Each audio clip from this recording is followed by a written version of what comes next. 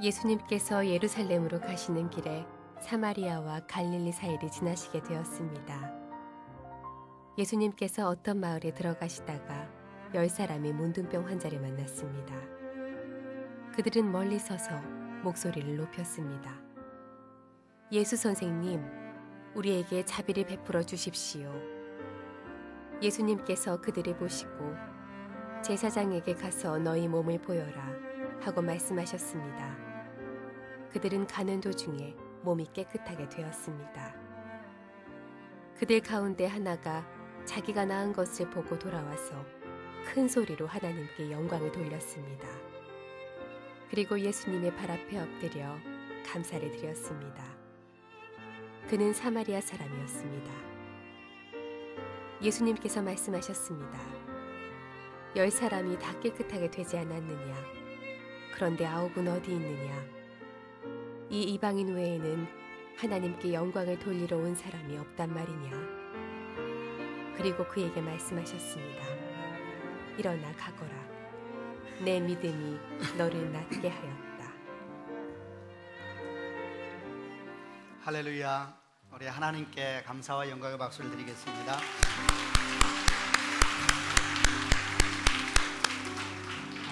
주님의 이름으로 예배 오신 여러분을 환영합니다. 오늘 귀한 주일인데 하나님께서 예배 가운데 기름 부어 주시길 바라고 여러분 삶 가운데 은혜를 베풀어 주시기를 바랍니다. 가슴에 손을 얹고 우리 믿음을 고백하고 함께 말씀을 나누겠습니다. 제가 먼저 고백하겠습니다. 하나님은 나를 사랑하십니다. 나는 그 사랑 안에 있습니다. 하나님은 오늘 나에게 말씀하실 것입니다. 그 말씀에 능력이 있습니다. 그 말씀에 생명이 있습니다. 내 마음을 하나님께 엽니다. 내 생각을 예수님께 집중합니다. 들은 만큼 변합니다. 들은 만큼 행복해집니다. 지난주일하고 이번 주 제가 계속 설교를 해서 혹시 궁금하신 분들 여호서 목사님이 이번 주까지 미국을 갔어요. 다음 주에 오게 되면 잘 다녀오셨냐고, 미국 별일 없냐고 인사해 주시고요. 반갑게 맞이해 주시기를 바랍니다. 오늘 저희는 누가복음 17장 말씀을 함께 나누려고 합니다. 17장 11절부터 19절까지 말씀인데 사실 저희가 교회 성경원에 만나는 귀한 본문 중에 하나여서 함께 말씀을 나누면서 믿음에 대해서 한 번 더 생각할 수 있는 시간이 되기를 바라고요. 또 특별히 믿음 가운데 감사함에 대해서 나눌 수 있는 귀한 본문이 되기를 바랍니다. 제가 본문을 먼저 조금 간략하게 설명을 해드리겠습니다. 내용은 이렇게 시작됩니다. 예수님께서 갈릴리에서 예루살렘으로 올라가는 과정 가운데 있었던 일입니다. 주님께서 갈릴리하고 사마리아 사이를 지나가고 계셨는데 어느 마을에 이르렀을 때에 10명의 문둥병자가 예수님을 만나기 위해서 나와 있었습니다. 그리고 아마도 이 문둥병자 보통 나병 환자라 그러고 한센병이라 그러지 않습니까? 나와서 주님을 기다리고 있었던 것을 보게 되면 이 갈릴리하고 사마리아 접경 지대에 아마 그들이 집단적으로 머물고 있었던 그런 지역이 있었던 것 같습니다.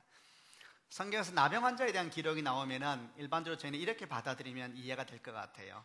인생의 마지막까지 간 인생들, 정말 소망이 더 있을까, 미래가 더 있을까, 정말 거기에 대해서 소망이 없는 것처럼 느껴지는 그런 사람을 상징적으로 보여주는 대표적인 사람이 나병 환자였습니다. 성경을 보게 되면은 그 나병 환자들에 대한 몇 가지 기록이 나오는데, 예를 들어서 레위기 13장 45절 46절에 이런 말씀이 있습니다. 한번 들어보시기를 바랍니다. 위험한 피부병에 걸린 사람은 나병을 말하는 겁니다. 위험한 피부병에 걸린 사람은 찢어진 옷을 입고 머리를 풀어야 한다. 그리고 그는 윗입술을 가리우고 부정하다라고 소리쳐야 한다.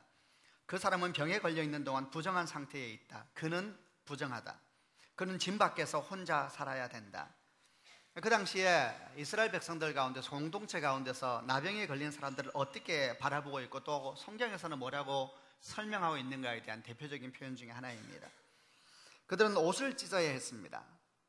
그리고 머리를 풀어 헤치고, 이런 모든 모습이 건강하고 좋은 상황이 아니라 지극한 슬픔 속에 빠져 있는 상황. 성경에서 옷을 찢는다는 것은 감당할 수 없는 슬픔과 아픔을 표현할 때 나타나는 행위이거든요. 머리를 푸는 것도 마찬가지입니다. 누군가가 죽었다든지 아니면 자기가 죽은 자처럼 되었다고 느낄 때에 옷을 찢고 머리를 풀었는데 이 나병 환자들은 평소에 그렇게 살아야 됐었습니다. 그것만이 아니라 윗입술을 가리우고 스스로 외치면서 사람들 앞에서 자기가 가까이 오지 못하도록, 혹시 자기가 건강한 사람으로 알고 가까이 오지 못하도록 소리를 질러야 했었습니다. 부정하다 이렇게 외쳐야 됐었습니다. 어떤 사람이든 심지어는 가족이라 할지라도 일정한 거리 이상을 떨어져 있어야 됐었고, 그리고 성경은 그들이 가족하고 완전히 떨어져서 집 바깥이라는 것은 공동체 바깥에서 따로 살아야 된다 이렇게 규정을 하고 있으니까 그들이 나병에 걸리는 순간 그들은 모든 공동체로부터 추방이 되었습니다. 나병에 걸리는 순간 그들에게는 가족이라는 것도 의미가 없어지고 민족도 의미가 없어지고, 그리고 물론 신앙도 종교도 의미가 없어졌습니다. 오늘 성경을 보면 10명의 나병 환자가 등장을 하면서 얘기가 시작되는데, 이 10명의 나병 환자 중에서 한 명이 사마리아인이었더라라는 얘기가 나옵니다. 그런 얘기도 여러분, 나병 환자가 되는 순간 아무 이제부터는 문제가 안 되는 것입니다. 나병에 걸리는 순간 그가 유대인이든 사마리아인이든 그는 더 이상 존중받을 만한 사람도, 그리고 축복받을 만한 사람이 될 수가 없었습니다. 모든 구분이 다 무의미한 인생을 살고, 우리가 보통 느낄 때의 인생은 행복이 이런 것이다 라고 생각하는 그 어떤 영역들도 인정되지 않았고 그렇게 보이지 않았던 사람들이니까 어떻게 그 인생이 행복하겠습니까? 기쁨이라든지 소망이라든지 미래라든지 이런 단어들은 그들하고 맞지 않는 단어였을 것입니다. 그런데 이들이 예수님께서 그들이 거하고 있는 가까운 곳으로 지나간다는 소리를 들을 때에 그들이 예수를 만나러 가기로 결정을 합니다. 그리고 멀리 나아갔을 때 저 가까이에서 예수님께서 오시는 것을 보았겠지요. 그들은 소리를 지릅니다. 예수님, 저희를 불쌍히 여겨 주십시오. 소리를 지를 때에 주님께서 그들을 발견하였고 그들을 향하여서 말을 합니다. 가서 제사장에게 몸을 보여라. 굉장히 놀라운 말이죠. 조금 설명하자면은 이 언어가 쑥 갑자기 대화가 뛰어넘어 버린 것 같아요. 주님, 저희를 불쌍히 여겨주십시오. 그러면 일반적으로 성경에 기록된 것이 믿음에 대한 이야기도 하시고 또는 불쌍히 여기는 주의 마음도 나오고 그들을 만지기도 하시고 이런 과정이 있었는데, 이런 모든 걸 다 뛰어넘고 주님께서 가서 네 몸을 제사장에게 보여라 이렇게 말씀을 하고 있는 것인데, 또 역시 마찬가지로 레위기 13장을 보게 되면 성경에 이런 말씀이 나옵니다. 나병에 걸린 사람들이 다시 공동체로 돌아가기 위해서는 병이 나았다 그래서 돌아갈 수가 없었습니다. 그들 자체가 부정하다고 이미 정의돼 버린 사람이기 때문에 그들이 나병이 나았고 몸이 건강해진다 하더라도 공동체로 다시 돌아가기 위해서는 특정한 과정을 거쳤어야 되는데, 그 과정이 뭐냐면 자기가 나았다는 것을 제사장에게 가서 보여야 됐습니다. 그래서 그 제사장이 몸을 다 검사하는 겁니다. 그러고 난 다음에 그 나병 환자가 깨끗하게 된 것을 확인하고 난 다음에 그냥 보내는 것이 아니라 정결케 하는 제사를 드렸어야만 됐습니다. 그리고 특정 시간이 지나고 난 다음에 그렇게 제사를 드리고 나면 그는 정결하게 된 것이고 다시 공동체에 들어갈 수가 있었는데, 지금 주님께서 문둥병 환자들, 나병 환자들이 저희를 불쌍히 여겨주십시오라고 말했을 때에 고침을 받을지어다 내가 너를 불쌍히 여긴다, 믿음으로 어떻게 해라 라고 얘기한 것이 아니라 가서 제사장의 몸을 보여라. 그 말은 마치 지금 말한 것처럼 이미 너희는 깨끗하게 되었으니 이제 가서 그 깨끗함을 확인받아라 라는 말씀처럼 보이니까 대화가 확 뛰어넘은 것이잖아요. 근데 문제는 그들이 아직 회복된 게 아니었다는 것이죠. 근데 놀라운 것은 성경에 아주 단순하게 기록되어 있는데 이 10명의 나병 환자들이 그 예수의 말씀을 믿습니다. 그리고 걸어가는 거예요. 얼마나 놀라운 믿음입니까? 대단한 믿음이죠. 보이는 것도 없는데 그냥 주께서 말씀하시니까 그 약속을 믿고 제사장을 찾아서 걸어가는 겁니다. 그리고 성경은 기록하기를 가는 도중에 그들의 몸이 어린아이처럼 깨끗해졌다 그랬습니다. 할렐루야. 여러분, 참 놀라운 일입니다. 아마도 그들은 어떻게 자기들이 깨끗해지는 걸 알았을까요? 다 알았겠죠.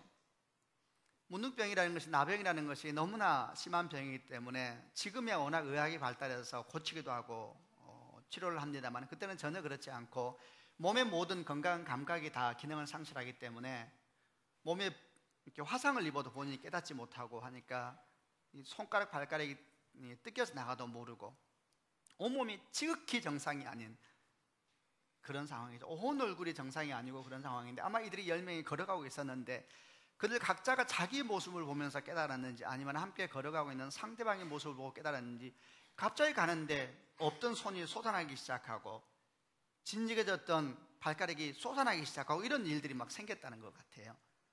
얼마나 놀랐겠습니까? 우리는 그냥 상상할 뿐인데 그 장면이 굉장히 놀랐을 것 같습니다. 여기까지 얘기가 끝나면 해피엔딩으로 잘 끝날 것 같은데 오늘 성경은 여기에 한 가지 사건을 덧붙입니다. 뒤에 뭐라고 나오냐면 이렇게 10명이 치유를 받았는데 그 중에 이 10명의 부류가 두 부류로 나누어져요.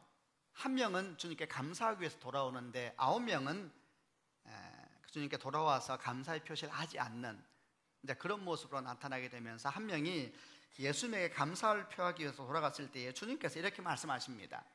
왜 너만 왔느냐? 10명이 다 고침을 받았는데 나머지 9명은 어디 갔느냐? 라고 말하면서 이 이방인, 그러니까 사마리아인만 돌아왔다는 것이죠. 이 이방인 외에는 하나님께 영광을 드리기 위해서 돌아온 사람이 아무도 없단 말이냐 아쉬워하고 이상히 여기면서 이 돌아온 한 사람에게 이렇게 말씀하세요.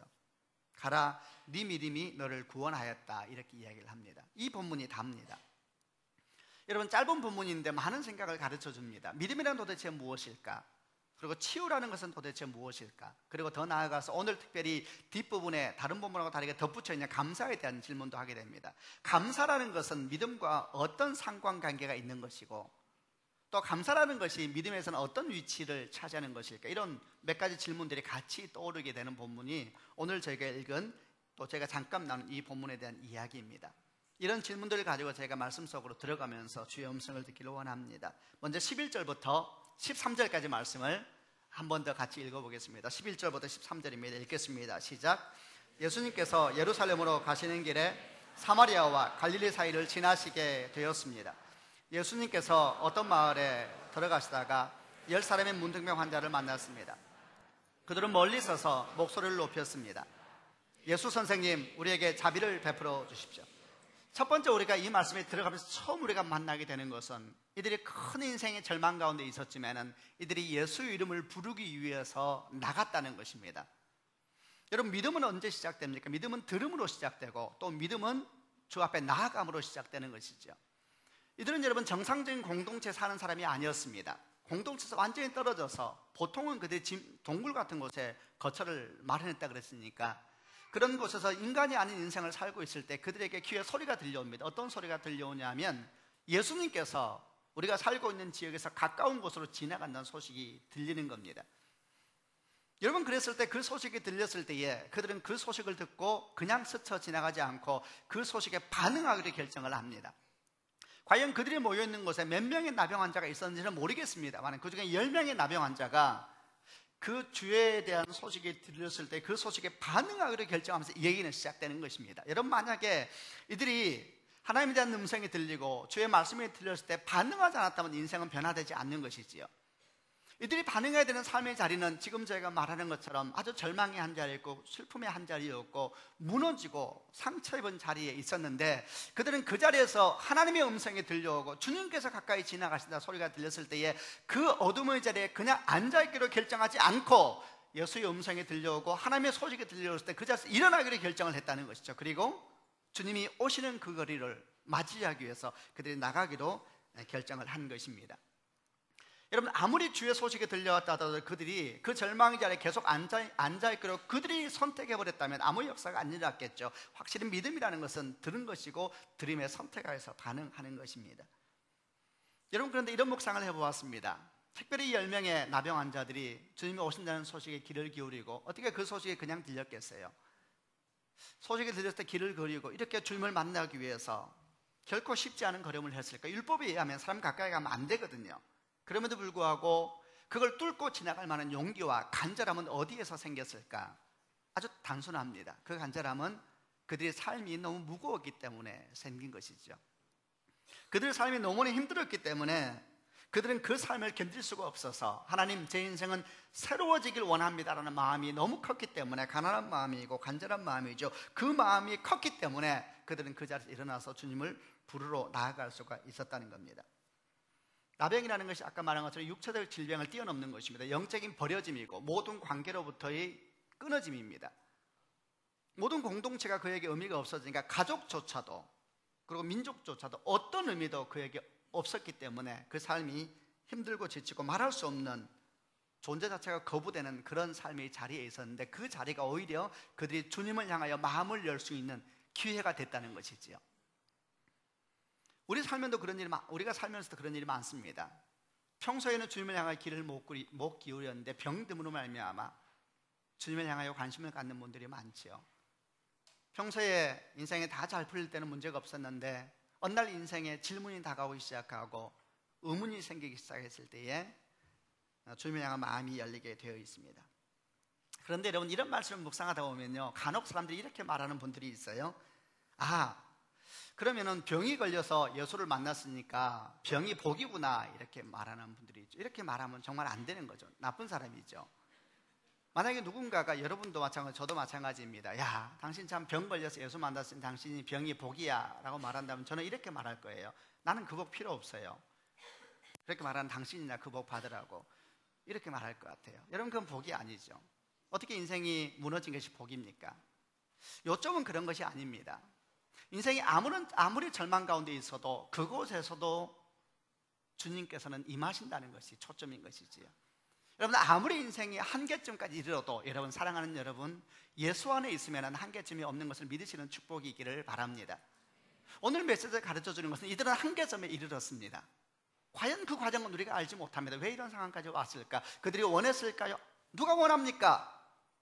원하는 사람은 아무도 없습니다. 그냥 그들의 삶에 거기까지 간 것이지요.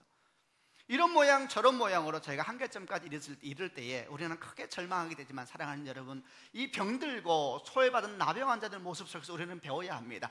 그곳에서도 주를 만나기 위한 소망의 문은 열려 있다는 것입니다. 여러분, 그들이 삶의 큰 마지막까지 갔을 때도 그들이 주님을 향한 소식이 들렸을 때에 그 자리에서 일어나서 주를 만나기 위해서 걸어가기로 결정한 것, 그게 여러분 하나님의 축복의 시작인 것인데, 조금만 더 묵상해 보면 이런 것입니다. 사실은 좀 더 정확하게 말하면은 여러분, 그들이 주님에게 가기 전에 주님이 그들을 향해서 찾아온다는 것입니다. 아골골짜기를 소망의 문으로 만드신다라는 성경의 기록이 나옵니다. 주님은 어떤 분이신가? 우리 삶이 어떤 자리에 있든지 그곳에 주님의 흔적이, 주의 손길이 미치지 못하는 곳이 없다는 것입니다. 시편 139편 7절부터 10절에 다윗은 이런 고백을 하고 있습니다. 내가 주의 영을 떠나 어디로 가겠습니까? 내가 주가 계신 곳을 떠나 어디로 도망갈 수 있겠습니까? 이 고백은 다윗이 말할 수 없는 인생의 절망 속에 있을 때에, 그럼에도 불구하고 그와 함께 하신 주님을 기억하면서 한 고백입니다. 다윗이 무슨 고난이 있었을까? 다윗이 참 위대한 왕이잖아요. 그리고 그의 아들, 역사상 가장 부자였다는 솔로몬의 대부분의 부는 아버지가 유산으로 남겨준 겁니다. 여러분, 그러나 다윗은 인생이 행복한 사람은 아니었습니다. 다 거두절미하고 그가 유대 광야에서 얼마나 고생했는데, 그거는 그런 게 냅두더라도 그의 자식들을 서로 죽이고 죽였거든요. 여러분, 부모들은 다 알 거예요. 행복한 거 아닙니다. 아들 중에 하나가 형들을 다 죽이고 그 아들이 아버지의 철을 농락하고, 또 다른 어미들이죠. 그리고 아버지를 죽이기 위해서 쫓아온 아들이 압살롬이었잖아요. 이런 모든 시간, 나중에는 그 압살롬도 다윗의 용사들에 의해서 죽음을 당하죠. 모든 것이 다 슬픔의 이야기죠. 아마 바다 끝까지 내려가면서 그가 죽고 싶은 만큼 수치스럽고 힘든 시간이 그도 있었나 봐요. 그런 모든 시간을 보내는 다음 고백입니다. 내가 주의 영을 떠나 어디로 가겠습니까? 주가 계신 곳을 떠나 어디로 도망가겠습니까? 내가 하늘 위로 올라가도 주는 거기 계시고 내가 깊은 곳에 누워도 주는 거기 계셨습니다. 깊은 곳이라는 것은 개역성경 수월이라고 되어 있습니다. 그게 무덤을 말합니다. 하나님, 저는 때때로 무덤 속에 들어간 사람처럼 죽고 싶었습니다. 수치가 하늘을 덮고 부끄러움이 견딜 수가 없을 때에, 저가 하나님의 사람이래, 저가 하나님의 사람이래, 그런데 아들이 죽이려고 쫓아오고 있대. 수치가 하늘을 덮을 때에 저는 무덤 속에 들어간 자 같았습니다. 그런데도 주님은 거기에서도 나와 함께 계셨습니다. 내가 새벽 날개를 치며 바다 끝에 가서 거할 때도 거기에서도 주의 손이 나를 인도하셨으며 나를 굳게 하셨습니다. 이렇게 고백을 하고 있습니다. 저는 이 시편 139편 볼 때마다 항상 기억나는 그림이 하나 있습니다. 새벽 날개를 치며 바다 끝에 가서 거할지라도. 저는 이 말씀이 많이 다가와요. 제가 어렸을 때에 저희가 살고 있는 동네가 그냥 그런 동네였는데, 저희가 사는 집 앞집에 거의 또래 친구가 살고 있었습니다. 그 전날도 열심히, 초등학교 아주 어릴 때죠, 놀고 있었는데, 그 다음날 아침에 눈을 떴는데 간밤에 열심히 같이 놀았던 친구가 밤사이에 그 가족이 통째로 사라져 버렸습니다. 정말 연기가 사라지듯이. 아침에 일어나니까 어머니가 앞집에 아무도 없다는 거예요. 그런데 살림은 다 있다는 거예요. 너무 놀라서 뛰어가 보니까 살림이 다 있고 사람만 다 사라졌어요. 야밤도주라 그러죠. 너무 인생이 힘들어서, 빚쟁이들이 너무 힘들어서 이 사람이 이사를 준비하면 알아버리니까 이사 준비를 하지 않고 밤새 때를 기다리고 아무도 자기를 못 볼 때에 어둠이 완전히 인생을 덮을 때까지 기다렸다가 도망을 갔는데 아이들에게도 말하면 안 되는 거예요. 아이들에게 말하면 친구한테 말하니까, 우리 이사 간다 말하니까 말하지 않고, 애들은 우리 애가 똑같이 밤 늦게까지 놀고 그 애가 잠이 들고 부모는 잠자지 않지요. 새벽이 되었을 때 그 어린 아이들을 껴안고 최소한도의 가재도구만 가지고, 먹을 것만 가지고 야밤 도주를 했죠. 저는 항상 그게 생각나요. 내가 새벽 날개를 치며 바다 끝에 가서 거할지라도 거기서도 주께서 주의 오른손으로 날 인도하시리니, 여러분 다윗이 이렇게 고백을 하고 있는 겁니다. 삶의 끝자리까지 가도 하나님은 거기에도 함께 계시는 걸 믿으시기를 바랍니다. 하나님 안에 있는 사람은 절망이 없습니다. 아멘. 절망이 우리에게 다가온다 할지라도 다 그들은 도망가고 말 것입니다. 오늘날 유대인들이 6월절만 되면 부르는 노래가 하나 있다고 하는데 그 가사가 이렇습니다. 나는 믿습니다. 나의 메시아가 나를 돕기 위해 반드시 오신다는 것을.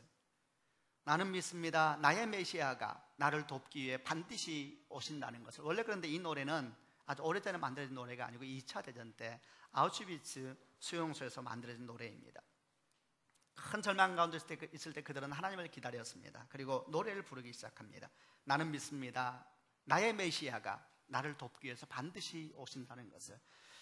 어둠 속에 갇혀 있으면서 유대인들은 이 노래를 부르면서 서로 하나님이 구원해 주실 것을 믿었습니다. 그러나 시간은 지나갔고 주님은 소식이 없는 것처럼 보였습니다. 같이 갇혀있던 동료들이 한 사람 두 사람 가스실로 끌려갈 때마다 그들의 마음에 조용조용히 절망이 들어오기 시작했습니다. 그리고 언제부터인가 이 구절 뒤에 한 구절이 더 붙었습니다. 나는 믿습니다. 나의 메시아가 나를 돕기 위해 반드시 오신다는 사실을. 그런데 메시아는 때때로 너무 늦게 오십니다. 사람들은 서서히 자기도 모르는 사이에 그 노래가 수용소를 덮기 시작했습니다. 그런데 여러분, 많은 사람들이, 모든 사람이 다 이 노래를 조용히 부르고 있을 때에 한 사람만은 이 노래를 부르기를 거부를 합니다. 그는 젊은 외과 의사였습니다. 그에게는 믿음이 있었습니다. 나의 주 메시아는 결코 늦게 오지 않는다. 그는 시편 139편을 굳게 믿고 있었다고 합니다. 그는 자신이 결코 수용소에서 죽지 않을 것이라고 믿었습니다. 주님은 나를 구원하러 오실 것이고 내 인생은 살아나게 될 것이다. 그는 날마다 자기 자신을 다듬기 시작합니다. 다른 동료들이 죽음을 기다리고 시체처럼 체념하며 살아갈 때에 그는 한밤중에 일어나서 우연히 죽게 된 작은 유리 조각으로 수염을 깎고 그리고 자기 인생을 다듬기 시작합니다. 나치대원들은 언제나처럼 매일매일 또 들어와서 무작위로 지적을 합니다. 너. 그러면 그 사람들은 가스실로 가서 죽는 것이죠. 그러나 이 나치대원들도 차마 그 젊은이를 지적할 수가 없었습니다. 너무나 단정하게 앉아 있었고 어떻게 깎은지 몰라 수염을 깨끗하게 깎은 그 푸른 살갗의 젊은이를 보면서 그 속에서 삶을 향한 열망, 포기할 수 없는 소망이 그를 덮고 있었는지 이 나치대원들도 참 그를 지적하여서 너라고 말할 수가 없었습니다. 2차 대전이 끝나고 아주 작은 소수의 생존자들이 아우슈비츠 수용소를 나오게 되었을 때 이 무리들 중에 그 사람도 끼어 있었습니다. 나중에 이 사람은 나와서 그렇게 불렀던 노래의 한 소절을 그가 다시 추가합니다. 나는 믿습니다. 나의 메시아가 나를 반드시 돕기에 오신다는 사실을. 그런데 사람들은 너무 서두릅니다. 그래서 쉽게 믿음을 포기해 버립니다. 저는 얘기를 찾아 읽다가 마음이 참 감동이 됐습니다. 그리고 혼자 이렇게 질문해 보았습니다. 사랑하는 여러분, 쓰레기 더미에도 꽃이 필까요? 예, 피지요. 그 쓰레기를 자양분 삼아서, 그 슬픔을 거름 삼아서 하나님께서 꽃을 피게 하시는 것이지요. 저는 10명의 문둥병자를 생각해 보았습니다. 그리고 상상해 보았습니다. 이 10명의 문둥병자가 주님이 오신다는 소식을 들었을 때에 그들이 일어나기로 결정했던 모습들과 그들이 손과 손을 잡고 걸어갔는지, 아니겠죠. 그들은 손도 다 뭉거떨어졌으니까. 걸어가면서 주를 만나기 위해서 걸어가다가 고개를 들고 주님이 어디쯤 오실까 하고 고개를 들었을 때에 그들은 깜짝 놀랐을 것입니다. 이미 주님은 그들보다 먼저 출발하셔서 저 앞에서 걸어오고 계셨거든요. 도대체 기적은 언제 생기는 것입니까? 주님은 언제 우리 인생에 오는 것입니까? 우리가 우리 삶의 자리에서 인생은 어쩔 수 없어, 인생은 다 이런 거야 라고 말하지 않고 주님은 나를 도우시고 나와 함께 하신다. 나는 이 자리에서 계속 이렇게 살 수는 없다. 나는 변화될 것이고 새로워질 것이다. 어둠은 떠날 것이고 죽음도 떠날 것이고 낙심도 나를 덮지 못할 것이다. 자서 일어나서 걷기로 결정할 때에 바로 그 사람 눈에만 보이는 것입니다. 이미 날 위해서 오시는 예수 그리스도. 사랑하는 여러분, 그분이 여러분의 주님인 것을 기억하는 축복이 있기를 바랍니다. 두 번째 오늘 말씀을 통해서 배우게 되는 것은 14절에 있는 말씀을 통해서 배우게 됩니다. 14절 말씀을 같이 한번 읽어보겠습니다. 시작. 예수님께서 그들을 보시고 제사장에 가서 너희 몸을 보여라 하고 말씀하셨습니다. 그들은 가는 도중에 몸이 깨끗하게 되었습니다. 놀라운 장면이지요. 그들은 예수의 말씀을 그대로 믿었습니다. 그리고 걸어갔습니다. 상상해 보았습니다. 언제 그들은 치유되었을까요? 주님이 아무것도 지금 역사가 안 일어나는데 문둥병, 나병 환자들에게 말을 합니다. 가서 제사장들에게 몸을 보여라. 그거는 건강한 사람이 가서 저 다 나았습니다라고 몸을 벗고 보여주는 것인데 아무것도 증조가 안 나타나는데 인생은 하나도 변화가 없는데 주님께서 믿음으로 걸어가랍니다. 여러분 상상해 보세요. 언제 그들이 나았을까요?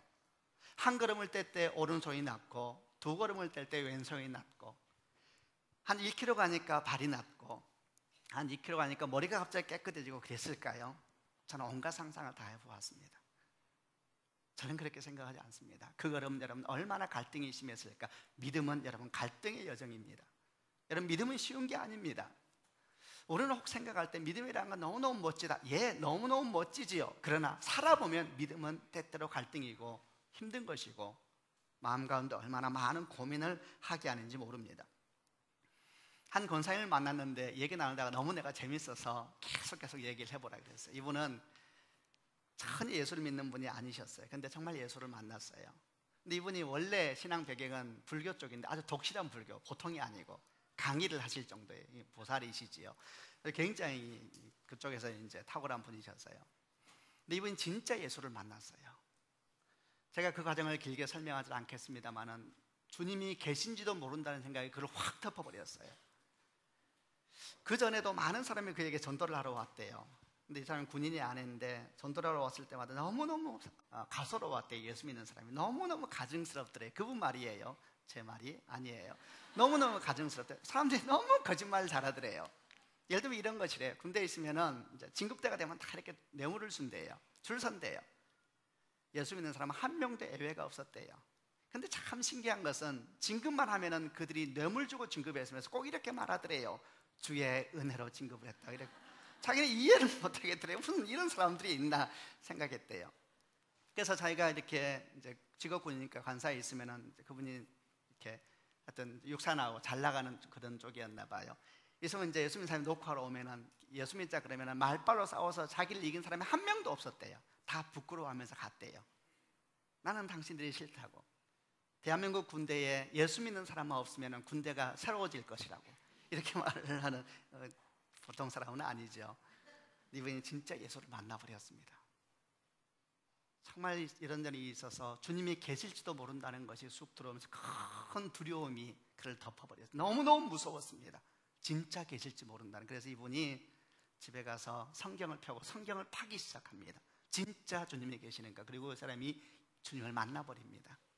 진짜 주님이 계셨던 거예요. 너무너무 무서웠습니다. 근데 이분이 직업군인이기 때문에 우리가 보통 세리요 하는 공동체에 들어가지 않고 이제 자기 혼자 성경을 펴놓고 예수를 믿고 그리고 군대 교회에 이제 나가는 거예요. 하나님 계신 걸 알았으니까 이분이 너무너무 무서우니까 말씀대로 살기로 결정을 합니다. 근데 이분이 이렇게 말씀을 하더라고요.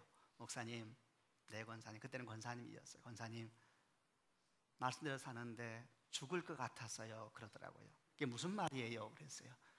목사님, 말씀대로 살면 편할 줄 알았는데 너무너무 힘들더래요.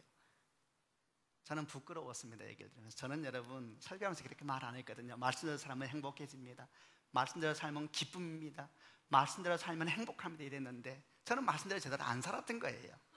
그분의 말에 의하면 너무너무 힘들대요. 힘든데 그냥 힘든 게 아니라 너무너무 힘들대요. 그러냐고. 근데 이분이 거기서 끝이 아니에요. 참 귀해요. 근데 목사님 그게 한 3년 정도 그랬어요. 3년 정도 매일매일 죽을 것 같았대요. 근데 3년 정도 지나니까 말씀대로 사는 게 너무너무 편해지더래요. 굉장히 재밌는 일이 생겨요. 이분은 말씀을 다 그대로 믿어요. 그러니까 말씀대로 살 때 말씀의 기적이 일어나는 것은 이분은 간증거리가 아니에요. 그걸 왜 이상하게 생각하냐는 분이에요. 근데 이분이 이제 어떤 일이 생겼냐면 이렇게 살다가 이제 고위 지휘관이 되어서 서울 근교에 와서 셀이라는 건 이제 순이라 그러기도 거기에 들어가게 됐습니다. 그러면서 야단이 났습니다. 순을 가보니까 이분이 충격을 받습니다. 아무도 말씀대로 안 살고 있더래요.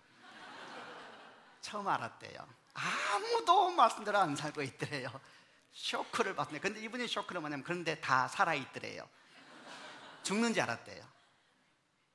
근데 이제 문제가 생기기 시작하는데 어떤 문제가 생기냐면 셀을 하는데 거기에서도 사람들이 거짓말을 하더래요. 그러니까 이분은 참 이상한 거예요.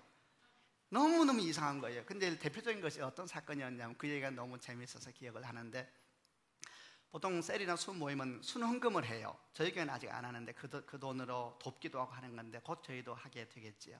근데 헌금을 하는데 5,000원을 내기도 하고 10,000원을 내기도 하는 것이죠. 뭐 그보다 더 내는 분도 내시겠죠. 근데 끝나고 난 다음에 대표 기도를 누가 하잖아요. 헌금 기도를. 근데 헌금 기도를 할 때 항상 이렇게 기도를 하더래요. 주님, 저희가 힘을 다해서 주께 재정을 드렸사오니 이해가 안 되더래요. 자기가 셀을 해보니까 서로의 상황을 알게 됐어요. 재정도 알게 되고 그런데 힘을 다해서 안 했는데 힘을 다해서 했다 그러더래요. 그래서 계속 기도하면 신기하네요. 주님, 제가 하나님 저분 아는데, 제가 저분 상황을 알고 살림도 아는데 저분 힘을 다해서 안 했는데 힘을 다해서. 근데 계속 이분은 이상한 거, 이상하다. 그 다음 주도 이제 또 다른 분이 대표가 또 그러는 거예요. 그분은 한 5,000원 내고 저희가 힘을 다해서 재정을 드렸사오니. 그래서 또 이분은 고민하는 거예요. 와, 이상하다. 힘을 다하지 않았는데.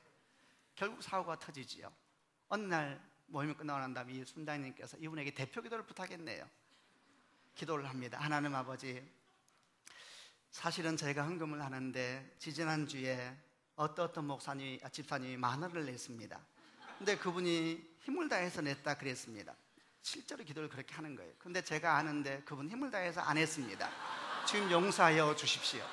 그러니까 지금 여러분도 웃기지만 제가 들을 때 너무 놀랐어요. 아니, 이렇게 무리할 수가 있어요. 그러면 여러분, 그 기도를 함께 하고 있는 그 사람은 어떻게 할까요? 이름이 불렸잖아요. 고개를 번쩍 들고 보는 거예요. 근데 이분은 계속 기도합니다. 주님, 지난주에는 누구누구 집사님이 5,000원을 냈는데 또 힘을 다해서 냈다 그럽니다. 주님, 제가 아는데 그분 힘을 다하지 않았습니다. 또 눈을 번쩍 뜨고 너무나 화가 나고 막 계속 그분은 계속 기도하는 거예요. 주님, 또 누구누구는 기도했는데 이렇게 말을 하고 용서의 기도를 다 회개합니다. 하나하나를 다 기억하면서 다 기도하니까 기도 끝나고 딱 눈을 뜨니까 사람들이 막 얼굴이 붉어져 있고 분노, 수치심 막 완전히 난장판이 되어 있는 것이죠. 일어나자마자 무릎을 꿇고 빌었대요. 너무너무 죄송하다고. 여러분, 이 사람은 진짜 하나님을 믿는 사람이었거든요. 근데 어떤 일이 생기기 시작한지 아세요? 사람들이 알게 됐어요. 이분이 진짜 하나님을 믿는다는 것을. 그리고 그 공동체에 변화가 시작되는 거예요. 기적이 생기기 시작하고 일상이 되기 시작하는 변화가 생기는 것이죠. 여러분, 말씀대로 사는 건 쉬운 일이 아닙니다. 더 중요한 사실은 뭔지 아세요? 그 말씀이 축복의 말씀이라 하더라도, 그 말씀이 은혜의 말씀이요 소망의 말씀이라 하더라도 말씀대로 사는 것은 어려운 것입니다. 오늘 보세요. 나병 자에게 주께서 하신 말씀이 저주의 말씀입니까? 내 인생은 끝났어, 너는 뭘 해도 안 돼, 이렇게 말씀하셨습니까? 아닙니다. 가서 제사장의 몸을 보내라. 그게 무슨 말씀? 얼마나 많은 뜻을 안고 있습니까? 네 인생은 변화되게 될 것이다. 너는 회복되게 될 것이다. 너는 웃게 될 것이다. 너는 사랑하는 너희 가족을 다시 만나게 될 것이다. 너는 사람 대접받게 될 것이다. 너희 미래는 활짝 열리게 될 것이다. 얼마나 많은 축복이 그 말씀 속에 담겨 있습니까? 이거는 축복의 말씀이죠. 그러나 여러분, 축복의 말씀이라 하더라도 그 말씀을 순종하는 것은 다른 문제인 것입니다. 여러분, 얼마나 그들은 갈등이 심했을까요? 한 걸음 한 걸음 뗄 때마다 손을 확인하지 않았을까요? 두 걸음 세 걸음 뗄 때마다 서로 얼굴을 쳐다보지 않았을까요? 계속 바뀌지 않는 모습을 보면서 그들은 얼마나 낙심했을까요? 믿음이라는 것은 여러분 갈등입니다. 믿음은 여러분 어려운 것입니다. 혹시 생각할 때에 나는 믿는 걸음이 이렇게 때로 힘이 들고 지치는데 저 옆집은 저렇게 행복하게 살까? 저 집은 아무 문제 없는 것 같고 여러분, 다 그렇지 않습니다. 성경은 말해 믿음은 도전입니다. 주님이 우리를 향하여 도전하시고 우리를 향하여 우리를 갈등 자리에 밀어넣는 것입니다. 뜨거운 불과 같은 갈등 자리에 집어넣기도 하시고 죽을 것 같은 삶의 자리에 불어넣기도 하시면서 주님께서 그 과정을 통해 우리를 금처럼 단련해내시는 것입니다. 요한복음 9장을 보면 한 사람에 대한 비유가 나옵니다. 나면서부터 보지 못한 소경된 사람이 있었습니다. 불쌍한 사람입니다. 그가 원해서 소경이 되었나요? 아닙니다. 그냥 인생이 그렇게 주어졌네요. 그 사람 잘못인가요? 나면서부터 소경이어서 이 사람은 길거리에 앉아서 구걸을 하고 있었습니다. 근데 예수님과 제자들이 지나가고 있었는데 이 제자들이 아주 그래요. 지나가다가 이 제자들이 이 소경한테 한마디 합니다. 주님, 이 사람이 보지 못하는 것은 이 사람의 죄입니까? 그의 부모의 죄입니까? 여러분 다 아시죠? 보지 못한 사람은 듣는 데 민감한 법입니다. 보지 못한 사람은 듣는 목소리 속에서 그 사람의 마음도 압니다. 그 억양의 떨림도 압니다. 그 말이 자기를 얼마나 무시하고 있는지 다 알고 있는 것입니다. 근데 그 사람 앞에서 예수님이 크게 물었을 겁니다. 주님, 이 사람이 소경된 것은 그 당시에 사람들은 병 걸리면 하나님의 저주를 받았다고 생각했습니다. 아무런 소망이 없다는 얘기죠. 이 사람이 소경된 것은 이 사람의 죄입니까? 그의 부모의 죄입니까? 우리 사랑하는 주님은 그 음성을 듣고 그 소리를 듣고 이렇게 말씀하시죠. 아니다. 그의 죄도 아니고 그의 부모의 죄도 아니다.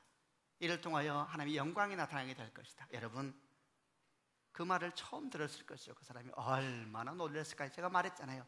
음성의 떨림까지 아는 소경이 그 말 속에 있는 사랑을 얼마나 놀랐을까요? 여러분, 얼마나 놀라운 거예요. 그럼 빨리 고쳐주셔야죠. 근데 주님이 그 다음 뭐라 하는지 아세요? 이상한 행동을 하시네요. 침을 뱉어요. 그리고 땅을 진흙으로 만들어서 그 진흙으로 눈에 바르세요. 그러면서 하시는 말씀이 실로암에 가서 씻으라 그래요. 도전이 시작된 것입니다. 여러분 이스라엘 가보셨나요? 안 가보시면 말을 하지 말아요. 저는 가봤어요. 여러분 실로암은 깊은 이렇게 가파른 곳에 밑에 있어요. 밑에 건강한 사람들 잘못 들어가면 다 굴러서 다치게 돼 있어요. 소경이에요. 여러분 그 사람을 누가 데리고 갔을까요? 그럴 수 없을 거예요. 여러분 누가 그 사람을 아침에 그 자리에 앉혀놨을 거예요. 그는 나무 토막 같은 사람이에요. 그는 안전한 곳에 앉아 있어야 되는 사람일 거예요. 아침에 누가 와서 여기서 구걸하라고 앉혀놨겠죠. 그 사람 갔겠죠. 저녁에 다시 데리러 오겠죠. 그 사람이 예수님의 말씀을 듣고 축복의 말씀이죠. 그가 걷기 시작합니다. 저는 이스라엘 몇 번 가면서 실로암을 갈 때마다 항상 이 사람이 생각나요. 얼마나 굴렀을까? 저는 많이 굴르고 많이 아팠을 것 같아요. 온몸에 피는 나지 않았을 혼자 상상을 해봐요. 그래서 좀 마음이 불편해요. 아이, 주님은 이렇게 사람 불편하게 이렇게 아픈 사람 이렇게 하시나? 건강한 자기가 좀 물 좀 떠오시지. 떠와서 좀 이렇게 닦아주면 되지. 그거 왜 그렇게 인생을 힘들게 하시나? 제자들도 많은데. 근데 주님께서 그 사람에게 도전을 하세요. 가라. 여러분, 이게 믿음입니다. 사랑하는 여러분, 혹시 그 실로암을 가는 소경처럼 다치거나 상한 영혼이 있다면 힘을 내시기를 바랍니다. 당신 앞에 믿음의 사람들도 그 길을 걸어갔고 그리고 그들은 포기하지 않았습니다. 마침내 이 소경이 실로암에 갔을 때에 여러분 그 물로 눈을 닦았을 때 제 생각에는 이미 눈에 있는 진흙은 다 닦아졌을 것입니다. 눈물로 얼마나 감동이 있었을까요? 여러분 그게 믿음이고 그게 신앙이지 않을까요? 회복과 치유라는 것은 순간적이기도 하지만 여정인 것입니다. 대부분은 여정입니다. 그리고 그 여정을 통하여서 몸 치유보다 더 중요한 하나님을 닮아간 인생으로의 변화가 생기기 시작하죠. 누가 그 여정 가운데 있는 복을 대신 줄 수 있겠습니까? 믿음은 도전입니다. 그 도전에 여러분 직면하시길 바랍니다. 믿음은 위기입니다. 그 위기를 피하지 마시길 바랍니다. 인생이 무너질 것 같고 다 빼앗겨버릴 것 같고 손해볼 것 같은 거 그거 피하시면 안 됩니다. 계속 걸어가십시오. 10명의 문둥병자가 그렇게 걸어갔으면 걸어가야 되는 것입니다. 그러면 하나님께서 어느 순간 여러분 삶에 빛으로 임하기 시작할 것이고 여러분 삶을 회복시키시는 놀라운 능력으로 임하게 될 것입니다. 아멘. 마지막 세 번째 또 말씀을 함께 나누길 원하는데 15절부터 19절 말씀인데 한 절씩 같이 한번 읽어보겠습니다. 제가 먼저 15절 말씀입니다. 그들 가운데 하나가 자기가 낳은 것을 보고 돌아와서 큰 소리로 하나님께 영광을 돌렸습니다. 그리고 예수님의 발 앞에 엎드려 감사를 드렸습니다. 그는 사마리아 사람이었습니다. 예수님께서 말씀하셨습니다. 10사람이 다 깨끗하게 되지 않았느냐? 그런데 9은 어디 있느냐? 이 이방인 외에는 하나님께 영광을 돌리러 돌아온 사람이 없단 말이냐? 19절도 읽겠습니다.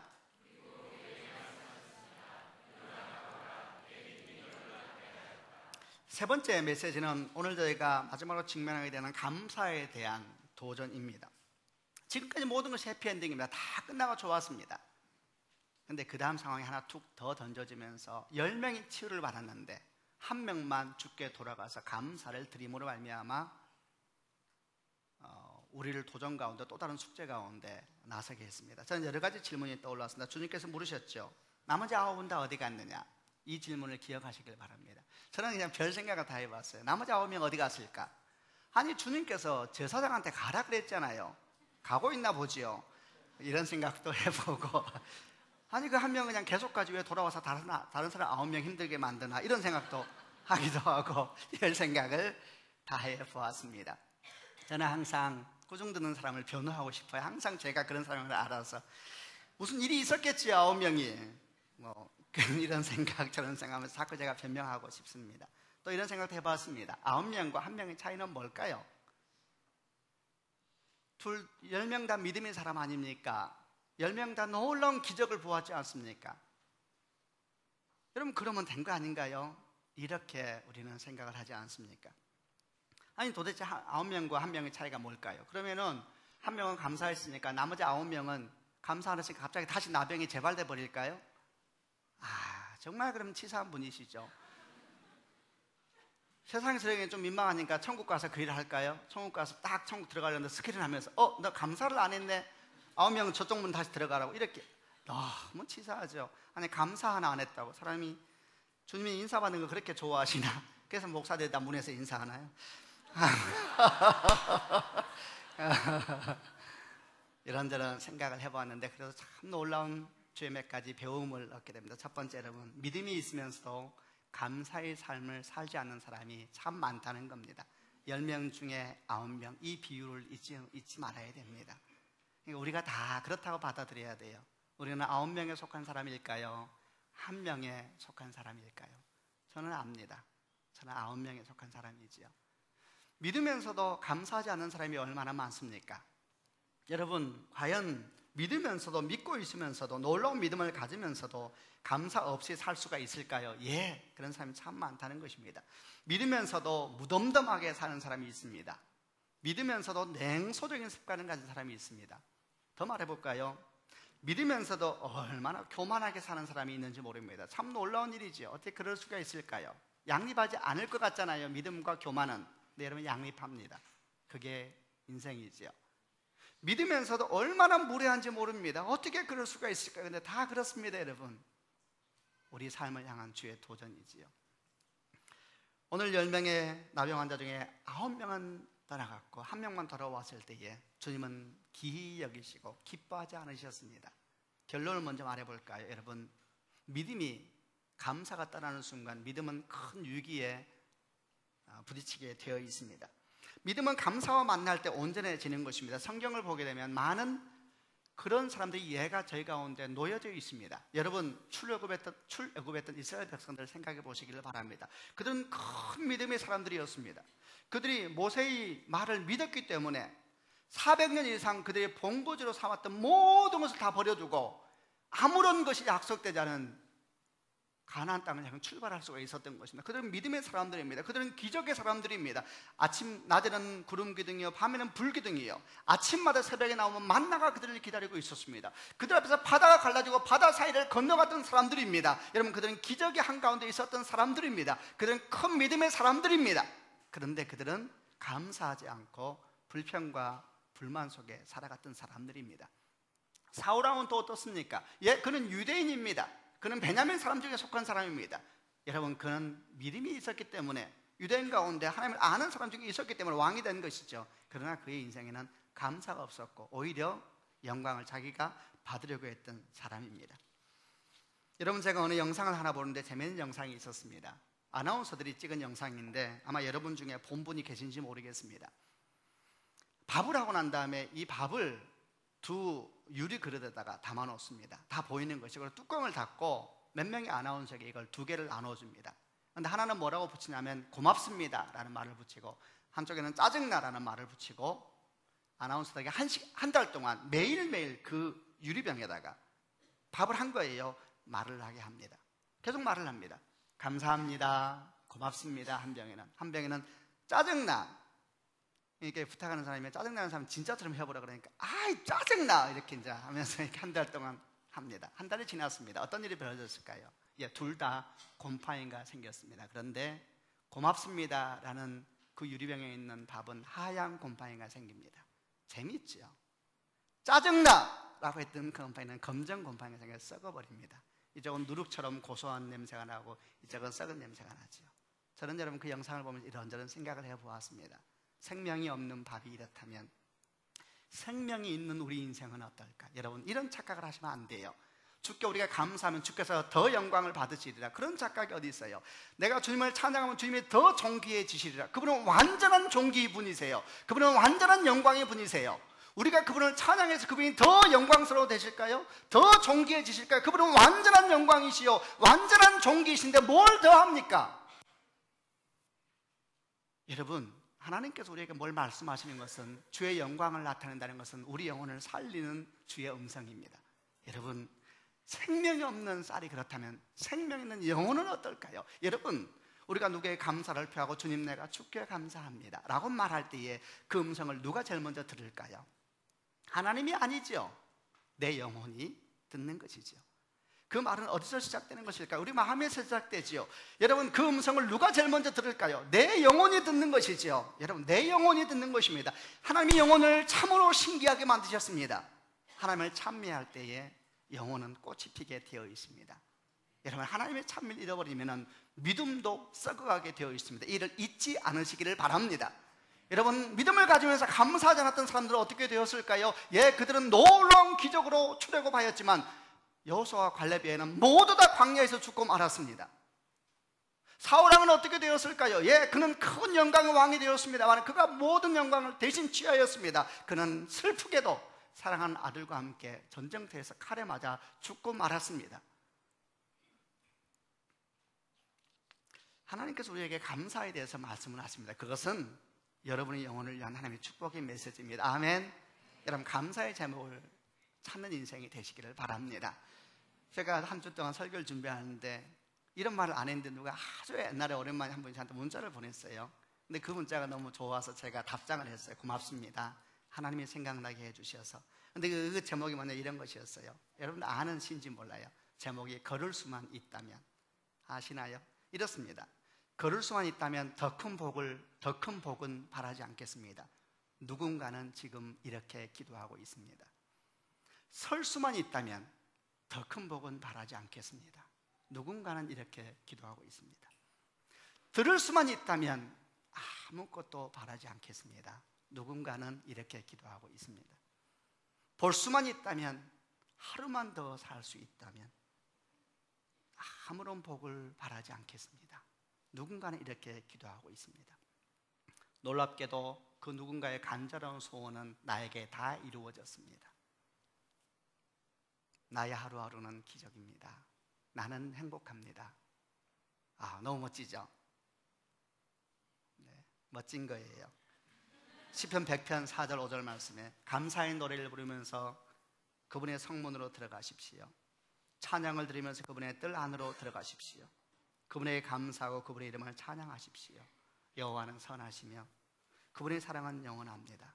그분의 성실하심은 대대에 이어질 것입니다.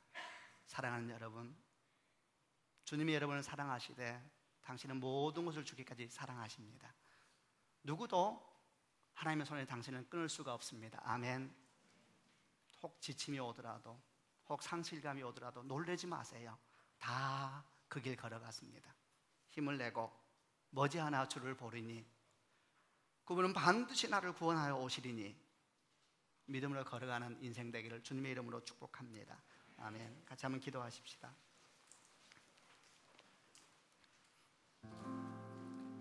가슴에 손을 얹고 기도합시다. 어떤 말씀이 여러분 마음에 다가왔든지 주께 주신 말씀이다 믿으셔야 합니다. 주님, 이 말씀이 내 인생에 그대로 성취되게 하여 주옵소서. 나는 오늘도 그 10명의 나병 환자처럼 다시 일어납니다. 오 주님, 주님이 저 멀리에 나를 향해서 오십니다. 높으신 주님, 나는 나의 메시아를 믿습니다. 반드시 나를 도우실 그분을 믿습니다. 그런데 사람들은 너무 쉽게 믿음을 포기합니다. 아버지 하나님 감사합니다. 내 영혼을 소생시키시고 나를 의의 길로 인도하시니 감사합니다. 오 주여 영광을 받으시옵소서. 같이 한번 우리 마음을 들면서 기도하십시다. 기도하겠습니다.